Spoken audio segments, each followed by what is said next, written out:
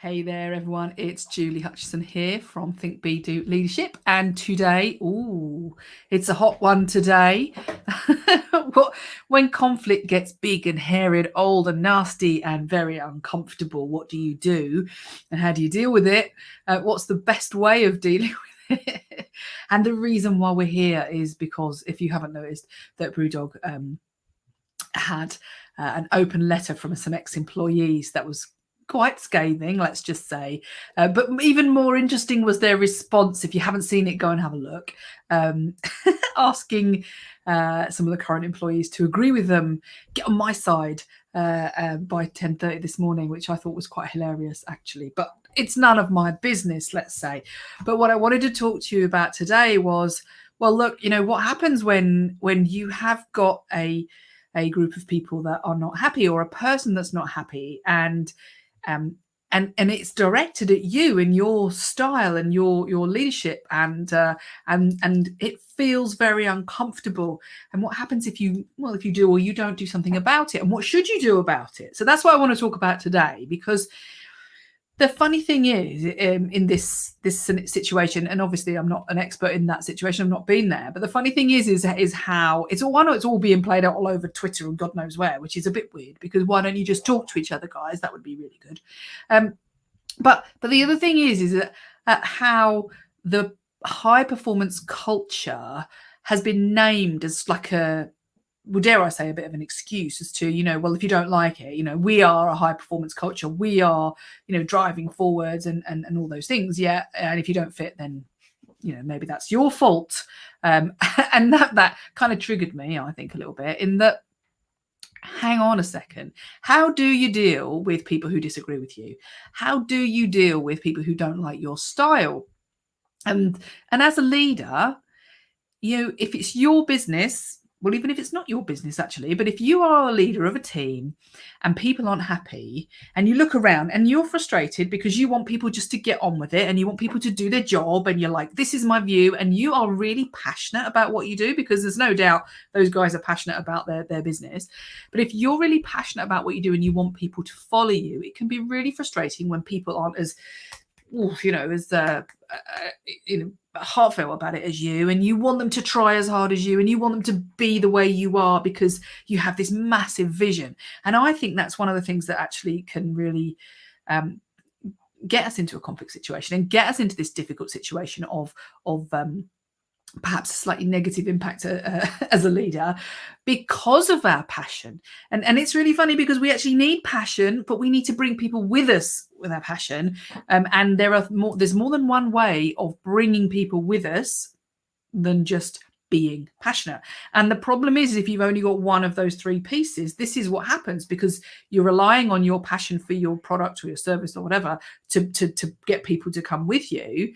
And when they don't, it feels like super bad, and they feel super bad, because they're like, well, maybe I do believe in beer or whatever the thing is, but I don't believe in you, and I don't like working with you, and I don't really feel confident working with you. So what's happening is you've only got one of the three pillars, and I'm going to talk about the three pillars, but you've only got one of them going on. So you're kind of feeling like you're dragging people with you.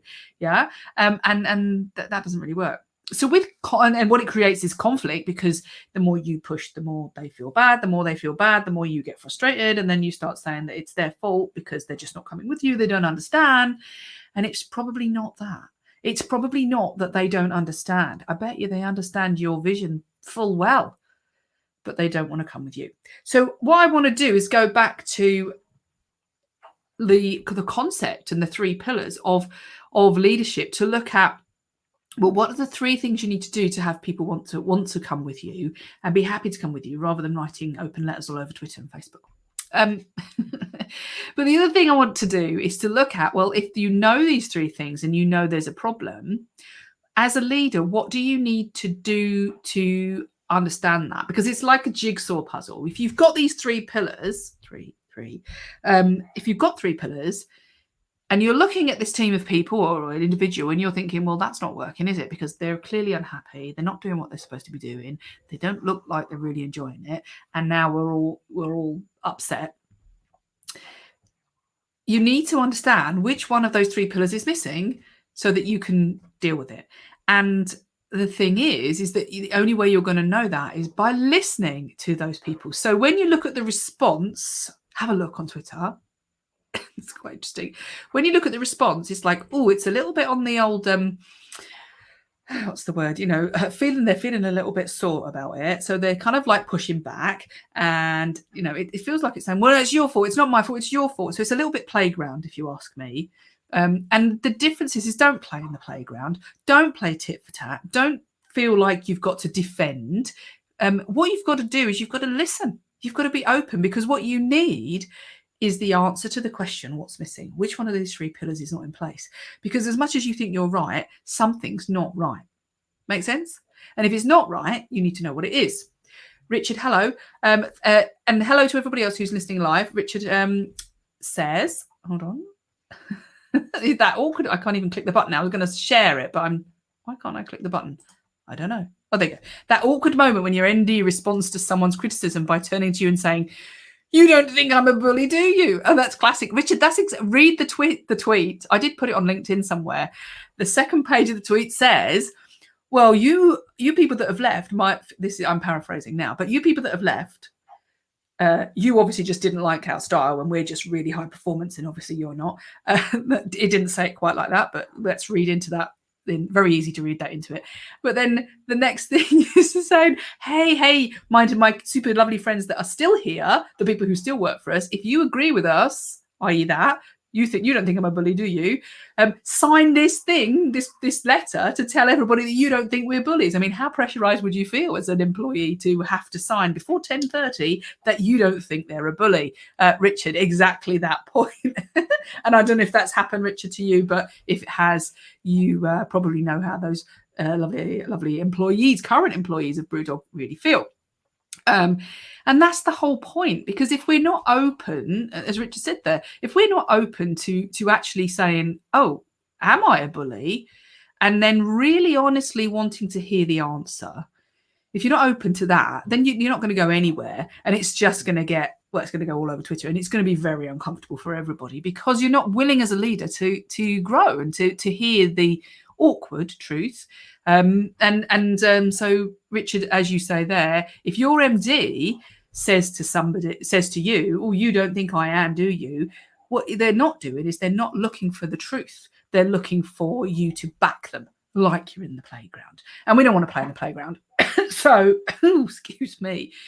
The three things I want to, I'll remove your little comment there because we're going to go on to the next session. But the three things that I want to highlight to you is that people either, and we've talked about this before, but I think it's really, really relevant today. They either can't, when they don't do what you want them to do, right? They're not performing. Let's just say that you were Brew Dog today and you're like, well, they weren't performing, so we don't like those. But actually, if there's three things, and that is that they either can't do it for a reason, or they won't do it for a reason, or they just don't seem to do it for reasons. There's something else missing, okay? So they don't seem to want to do it your way. So let's look at can't do.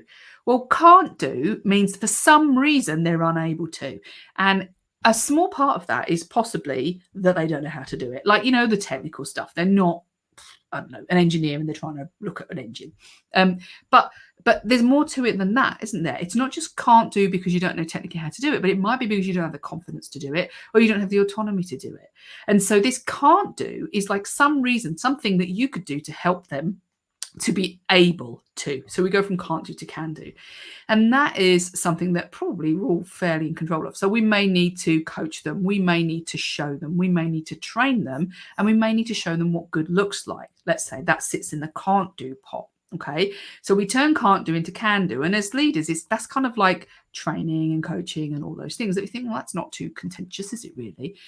However, what looks like in this situation is not the can't do section, it's the won't do section. And what I mean by that is that even if they could do it, they choose not to do it. And there's a reason for that. And that is because they do not want to do it for you personally. Okay, so this isn't about their skill, it's about their relationship with you. It's the way in which you have impacted on them in the business. Now, I don't know about you, but it sounds a little bit like that's where they are and they're quite sore about it. So something there has gone wrong. So the problem is, as a leader, you can't sit there and say, like Richard's MD, you can't sit there and say, oh, it's not me, is it? It's you. Because it's a relationship, it's a two-way thing. And therefore, something must have gone wrong. And you need to listen. You need to understand, well, why won't you do that? What is it under there that makes you not want to? So it might be a difference in personality. It might be that you've said something that isn't respectful. It might be that your behavior is absolutely atrocious, let's say, and you're a complete mood hoover. So everybody feels like they've got no energy when you go in. There's something that makes them not want to work with you. Okay, so you need to know the difference, because one is about helping them to grow and one is about helping to create relationships and being able to trust and to grow with that person. And then there's the third one. Okay, and that is that even if they like you and they want to work with you and they've got a good relationship with you and they can do it, so they're technically aware, they know what good looks like. But the last one is that, well, why don't they just don't do it? They just don't do it. They do it their own way, or they go out of the way not to do it the way you wanted them to do it. And that is because they don't believe in your cause. Okay, so it might be, let's look at Brew Dog. They seem to have a really big cause. They seem to be really clear on their purpose and really passionate about it. And maybe that's half the problem, because if they've only got that one piece of, I'm passionate about what I do or what we do, and we want to bring you all with us, then if they haven't got those other two pieces, then they're going to end up with just trying to drive it all on passion. And passion can turn a little bit awkward at times, because it can be, come out in many different ways. And it can feel like you're being pulled along. Yeah. So you might believe in their cause, but you don't want to believe in them personally. Or you might believe in them personally, but you don't have the skills to do it and you're not sure how to do it. So you need to know which one it is. But if you don't have the cause, then people will just do it their own way. They'll come at it, with a good heart and with lots of skill, but they'll just go ahead and do it, however they like doing it. So you've got to have a balance between all three, and you cannot rely on just one. Being a good person, having a good relationship doesn't get you the business you want. But having a good cause only and not having the relationships and not having the skill is again not going to get you what you want. So for me, if you've got a problem, you need to become a detective, not become a defensive. Yeah, don't say, well, it must be them. Is go down and have a look at these three areas. And that's what we do on the Leaders Launchpad. We do it the opposite way around, in that we build it up from that. And there are 9 elements that we work on under those 3 banners to build up the jigsaw of what it is to become a leader. So when it goes the other way, when you've got conflict and it's got old and hairy and horrible and you're feeling really bad, what we have to do is look at it from the other way. Break it down to those 3 elements and then break it down into, okay, inside those 3 elements specifically, what is it that's wrong? And that's how you can really understand the jigsaw of team performance, of working with people. And it seems like that's been a bit of a fail because up there for some unknown reason. We don't know what it is, because we couldn't possibly say, because we don't have all the facts. But the point being is if you don't listen and you won't admit that there's a problem, and you don't want to challenge that awkward moment where we have to actually admit that it might be me, then you are never going to get anywhere. You're just going to get disgruntled employees coming back at you from a long time ago. So if you have a problem with your team, and it doesn't have to be this big and hairy and horrible, then you need to talk to somebody, and you need to talk to those people. You need to listen, perhaps more than talk, actually. You need to listen to what it is they've got to say in a way that makes them feel like you really actually care about what they're saying, like you want to hear it, however darn hard it is. That does take me on to understanding that, conflict's not easy to deal with. I'm a mediation specialist as well as a leadership specialist. So, I work with people all the time who really don't want to talk to each other. They don't want to talk to each other because it's awkward, it's uncomfortable. And so we have to look at strategies on how to help people to speak to each other in a way that allows people to listen. Because if you can say something, but if somebody can't listen to you, then it's no good saying it, really. So we also have to help people to be able to articulate what it is they really mean without just being blamey. And the problem is when it gets big and hairy and old, it gets very pointy finger and blamey. So we have to reduce that that feeling of like, oh, how this isn't fair and I don't want to speak to them, and actually get down to the real conversation. And that's why we need, as a leader, to put a big boy or girl pants on and say, okay, I'm going to hear what's being said. So as Richard said there, if you don't think I'm a bully, do you? Don't ask that question. How about you ask the question of, wow, I wonder what it is that makes people think I'm a bully. Can you tell me what it is? Be specific and let me understand it. Yeah. And then you get a real conversation, and then you can grow, and then you can look at those three elements and really understand which one it is and what you need to work on as a leader to make it a better place to work, which means that you make more money, because if it's a better place to work, people want to work there, they stay, they have fun, they do a good job, and your profits go up. So, it's a win-win all round, because everybody feels good and everybody makes the money they need to make. So, that was interesting. Thank you very much. If you're listening live, then please do comment. If you're listening on the replay, let me know. And if you have looked at that Twitter page, then do let me know your thoughts on the way in which the bosses there could have done things differently. That would be brilliant to know. Anyway, have a wonderful Friday afternoon, and please don't let your conflicts get big and hairy and horrid such that they have to go all over Twitter and Facebook. Okay, have a great day. Thank you, Richard, for your comments, and we will see you on Monday. Bye-bye.